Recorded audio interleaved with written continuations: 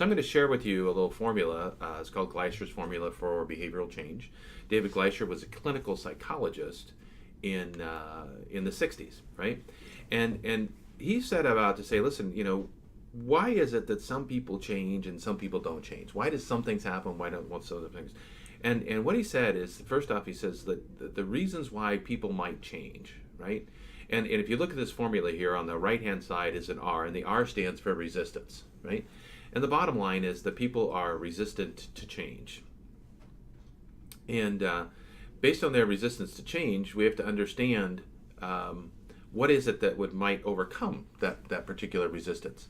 And it's just like, nature, right? Nature doesn't change. Water goes downhill, it goes around the rock, it doesn't go over the rock.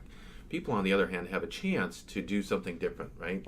They could decide. So what are those deciding factors? So the first one that talked about is dissatisfaction. If you're not happy with where you're at today, you might be willing to make a change, right? Now, that's not enough. You need actually all three factors on the left-hand side of this formula to be successful, right? You have to know where you're going, right? You have to have a vision, right? So if something hurts today, you're just the pain going away might be the vision, right? But maybe you don't have a great deal of pain today, but you really want to achieve something else. You want some more to that, right? But just because we have some dissatisfaction or some vision, that's not enough. I need to know how to do it, and the F stands for first steps, right? So if we take all three of these things together, they all have a factor and a value, right? If we have those and they're big enough, right, then we can overcome resistance, right? And this is the model for overcoming resistance to change. Now note that the D, the V, and the F, right, are all sitting on the left hand, and they all have a multiplication symbol there, right? So what happens if any one of those is equal to 0? It's a problem. You can't do it. No, you can't overcome the resistance.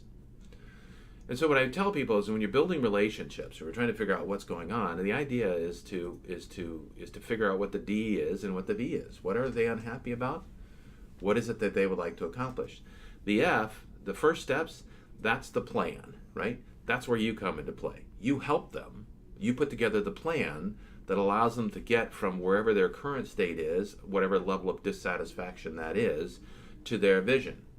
And what happens is, you're not selling anything at that point. You're just helping them get where they want to go, right? It becomes a much more successful, solution-oriented stage.